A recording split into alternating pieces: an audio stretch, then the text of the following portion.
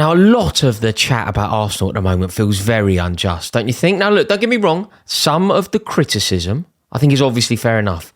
But where is the notion that Arsenal are going to miss out on the top four next season come from? How are people genuinely believing that the drop-off from this Arsenal team and what they have achieved this season, that it's going to somehow dissipate into a world where Arsenal don't even make it into the top four next year? I just don't see where that comes from. Look, on some level, I obviously hope that it's correct. But that's not going to happen. This Arsenal team are definitely capable of launching another serious bid for the title, a sustained bid for the title. It's natural to think that Manchester City are going to win the league. But if they don't, if for some reason they slip up, if for some reason they win a treble this season and their drive and their determination and their desire for that Premier League title is somehow watered down, I think Arsenal could easily be the team lying in wait. Manchester City will be aiming for their fourth consecutive league title, something that has never been done. History has taught us that it is impossible to win four in a row. And therefore, maybe somebody is able to steal it from their clutches. Now, my dream is it's Chelsea. I'm sure Arsenal fans will tell you that it could be them. Maybe Liverpool fans, they will be resurgent next season. But Arsenal are totally capable of being that team. And I think when we look at how Arsenal dealt with the defeat at home to Brighton, they were so upset. Like, rarely has Mikel Arteta looked as deflated as that, looked as dejected as that. And let's face it, his title charge had been fatally derailed by De Zerbi. So how will he deal with that? I think something that we've learnt about Mikel Arteta during his tenure at Arsenal is that he is a robust character. He shoulders back, he believes in himself, he peacocks into a room, and he is not cowardly, not by any definition. Even when things were going terribly wrong, chaotically wrong for him at Arsenal, even when they were losing at home to Burnley and it felt like he was going to be sacked. Do you remember that? We went to bed expecting to wake up to the headline that Mikel Arteta had been sacked. It never materialised. But even in those incredibly dark days, he was fierce, he was defiant, and he always gave a robust and confident display. However, something happened on Sunday, man. He looked different. He looked heartbroken. He looked disappointed. He looked full of sadness. Shoulders slumped. Not his usual self. His voice slightly weakened. He was obviously massively affected by what had happened on the pitch. And of course, on one level, you can say it's a huge achievement for Arsenal this year. They've done incredibly well to get there. They've run a race that not many thought that they were even capable of entering. But I'm afraid expectations change, and you could see quite how much it hurt Mikel Arteta. So, where do they go next? What's the answer? Can they bounce back? How do they strengthen? What weaknesses do they need to address most urgently? Now, look, the powers that be at Arsenal will have been having these conversations and considerations for many months, but now is the time that it's going to come to fruition. The Arsenal board now need to finalise and execute the perfect plan, because I truly believe, with a few fairly minor tweaks, this Arsenal team are capable of winning a Premier League title. I truly think that if they get it right, they could win a Premier League title next season. So where exactly do they need to improve, and how do they need to go about their business this summer? First and foremost, I think the priority, the jewel in the crown, the obvious place that Arsenal need to elevate and need to improve, it is their depth. 2 consecutive campaigns now, Arsenal have stumbled at the end of the season, largely due to injuries and largely due to the players that are replacing those injured players not being good enough. Arsenal's first 11 is sensational, and I truly believe that Arsenal's first 11 is capable of winning a Premier League title. Where this league was lost was when certain personnel, certain players were injured. They basically are irreplaceable at Arsenal, and that is so different to what life is like for Pep Guardiola at Manchester City. You know, last year there were issues, weren't there? Rob Holding at Tottenham is the one that springs to mind. But this year it has been a very similar story. The loss of defenders is basically what's cost Arsenal the league. Manchester City's brilliance, of course, but the loss of defenders has been irreparable for Arsenal. Saliba, Tomiyasu were both injured in the same Europa League match in March, and that destabilised Arsenal's season. As soon as you withdraw Saliba, the effects are just disastrous. Look, Kiwior's got a lot of praise. I mean, Holding at times got a fair bit of praise. But let's be totally honest about it. Neither of the players that I've just mentioned come even close to demonstrating the same amount of security, the same amount of confidence, the same amount of presence that William Saliba does. And Arsenal's entire approach, Arsenal's entire system suffers as a result of that injury. So they need cover, they need depth. And if they can get it right, then I think the future is very bright for them, because let's remember, Arsenal did something very impressive this year. Arteta made only 36 changes to his starting lineup this season. That is by far the fewest of any manager in the division. And next season, he will need a larger pool of players. In fact, it's not only a larger pool of players, it's a larger pool of players that he trusts. Because I think there are certain players in this Arsenal team that he just does not trust or rate. So he needs players that he can call upon and know that they're going to deliver. Like, the most obvious difference between the squads of Arsenal and Manchester City is that Pep Guardiola has, 16, 17, maybe even 18 players that he can rely on in any situation. Players that he believes he could trust in a Champions League final. Like, just think of the squad depth that they have. Just look at them when they play. In massive games, look at the players that are on the bench. Riyad Mahrez, a world-class elite footballer, often on the bench in massive games. And just think about, in any position, who replaces who. So, for example, pluck someone at random, if Nathan Ake's injured, Laporte comes in. Like, that is just incredible, isn't it? If Jack Grealish is out, in comes Phil Foden. If Erling Haaland is out, Julian Alvarez is an option. He constantly has elite players to call upon. And at Arsenal, by contrast, that is simply not the case. Like, the drop-off in quality at Arsenal when a first-teamer is out, it's like chalk and cheese. You know, we've obviously discussed what's gone on at the back, but it's the same conversation that can be replicated at basically any position at the club. Like, think about the central midfield. If Odegaard's out, who comes in? Fabio Vieira. If Zinchenko's out, Kieran Tierney, who it's looking like is going to be leaving. The drop-off is just truly unbelievable. And do you remember? I know he came on, he scored a massive goal, but Bukayo Saka has basically played every single game. I think he's missed one game in the Premier League, and as a result, he looks knackered. The reason that he's played every game is due largely to his own brilliance, but it's also because his deputy is Reece Nelson, who just is not good enough to cover for one of the most mercurial players in the Premier League. You know, Arsenal's first choice 11 is brilliant.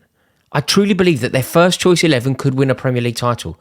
But I don't want this to sound harsh, but their squad isn't very good. The drop-off on their bench, the reason that Mikel Arteta doesn't trust his bench is because the bench is effectively non-existent. And that is why Kroenke needs to back Arteta passionately, aggressively in the transfer market. So, for example, you know, when they're talking about revolutionising their midfield, you know, Granit Xhaka could be leaving, it's looking like, could be going to the Bundesliga, and they're talking about Declan Rice heading to Arsenal. Do you know what they need to do? They need to sign Declan Rice and Caicedo. That's what they need to do. They need to do something that is bold, drastic, dramatic, and is a statement. Because that is the only way that Manchester City are going to be dethroned. You need to really compete with them. You need to revolutionise. You need to take the battle to them. And signing Declan Rice, which I think could happen, is a dream signing for them. You know, he's a wonderful player and he's got an awful lot of physicality, which I think at times Arsenal can lack. So much heart on the pitch. He's clearly a leader. He's also very versatile. And I think he can become one of the best box-to-box midfielders in the world. But they need more. They need Caicedo as well. And I think it's possible to argue that they may well still be in a title race at this very moment if they had gone slightly more bold and signed Moises Caicedo when they tried to sign him initially in January. How frustrating for Arsenal fans. They put in a £70 million bid for Moises Caicedo in January, but decided to not see it through. They could have gone more. They could have made Brighton accept that bid. Caicedo wanted to come. He said his goodbyes. But they didn't make it happen. They need to learn from that mistake and now go and sign Moises Caicedo. Changing that midfield, changing it around, having the ability to play maybe Partey with Caicedo and rest Rice. Maybe rest Partey at times. Obviously, that will allow Odegaard to flourish even more because he can be rotated. Maybe you play Declan Rice slightly more forward thinking. That is the beauty of Declan Rice. So versatile. Can play back, can play at the back, but I think he could also be an offensive, aggressive player who could score a lot of goals. And that is what they need to do. You know, it isn't only about Granit Xhaka leaving that they need to improve. It's about strengthening positions where they are already strong. Keep Xhaka maybe, but also sign Caicedo and Declan Rice. The other thing with Caicedo is so versatile as well. Like, look how well he's been playing at right back. Imagine what that would have done for Arsenal this season. Ben White could have gone centre half instead of Holding, instead of Kiwior. Caicedo could have gone right back, and who knows the impact that that would have had on the season. Having brilliant, useful and confident players in your squad who can deputise in a variety of positions is the dream. That's why John Stones is one of the best centre halves in the world, but he's also one of the best right backs in the world.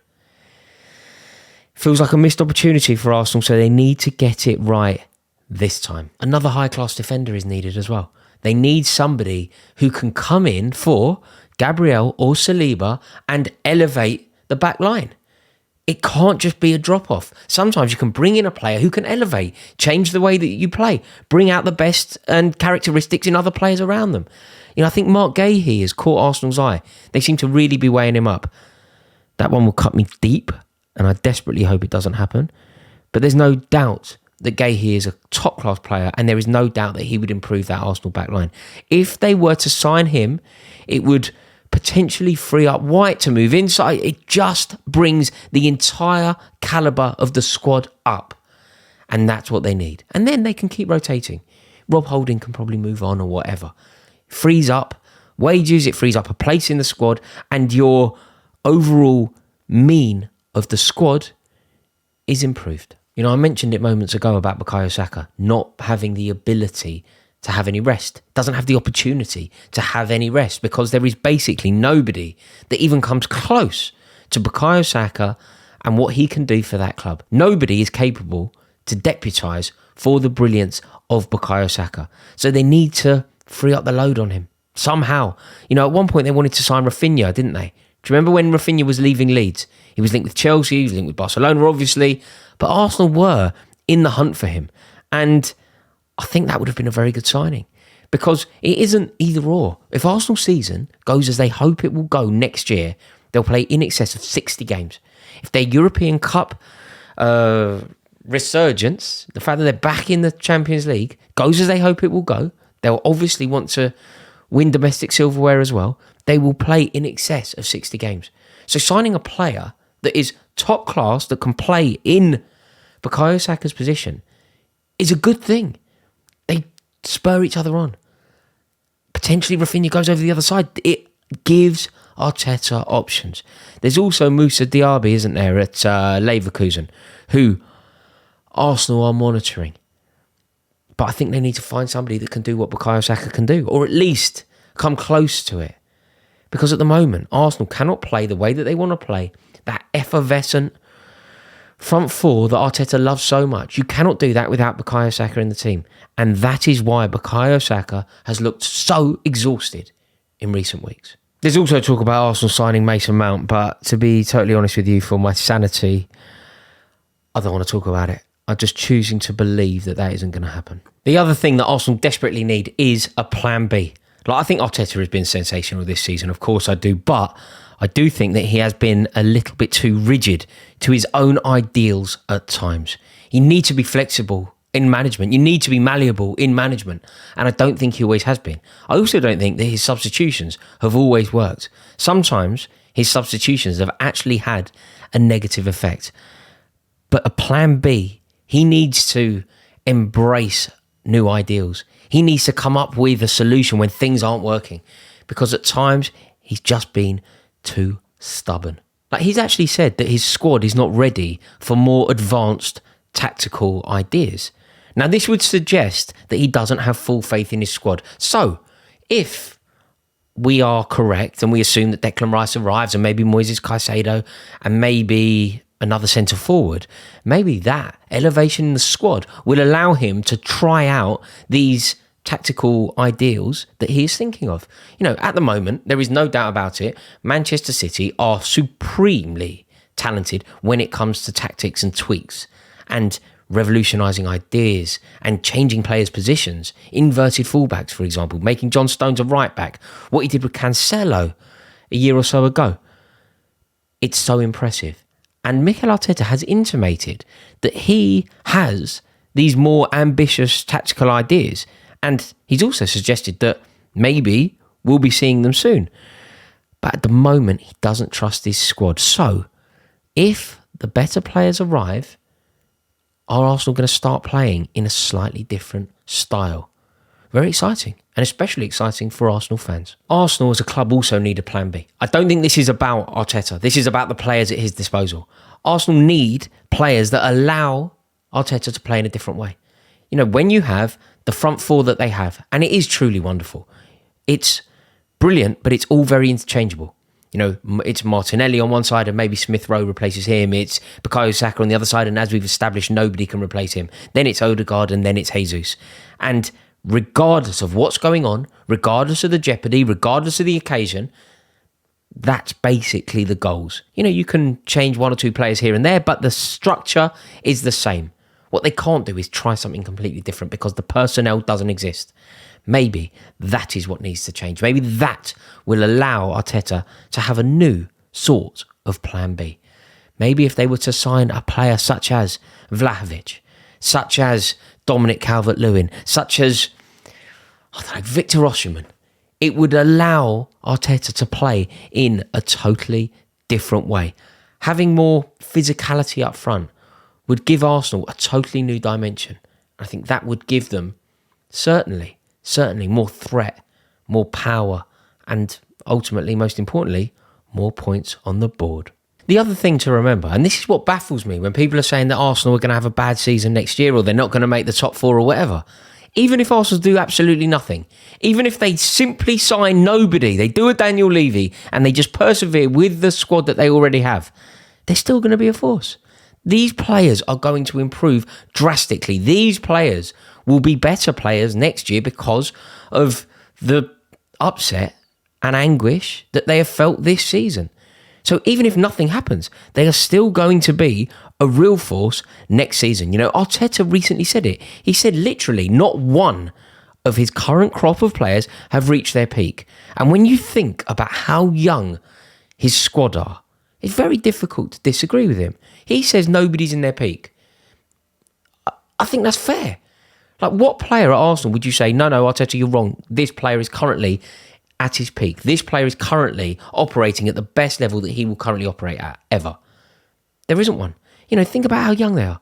You've got Saka on one side, 21 years old. Martinelli on the other side, incredible footballer. Such a prospect, 21 years old. You know, Saliba, 22 years old. Odegaard, 24 years old. You know, the senior statesman of the team. Gabriel Jesus, Zinchenko, right? They're the obvious leaders. 26. You know, the average age of Arsenal's starting lineups was 25. Only Southampton had an average age younger. Also worth remembering that Mikel Arteta is incredibly young. 41 years old. You know, he's one of the youngest managers in the league and he's still developing his own style, still learning the tricks of the trade. So there's no reason to suggest that Arsenal are going to capitulate next season. I genuinely think they will be fine. And I don't really see why anybody believes that their title challenge this season was a one-off. You know, whatever way you look at it, this is a season of progress for Arsenal.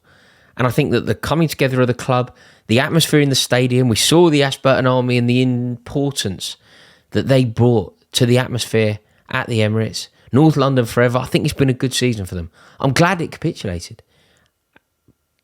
But I am fearful about Arsenal finally, 2 decades after winning a Premier League, finally getting it right. Because surely City can't win 4 in a row, can they? 4 is impossible. 3 in a row is something that Ferguson did twice, and that was seen as being outrageously good. Surely 4 doesn't happen, and therefore somebody else has to win the league. So there we have it. They are my thoughts on Arsenal. I am very interested to hear what you think to the points that I've raised. Let me know in the comments below, and if you're new around here, it would be my honour to welcome you into this community. So please do consider clicking the subscribe button. If you've enjoyed this video, please give it a like. And as I say, I look forward to reading what you have to say about these points in the comments below. Have a wonderful night. Cheers.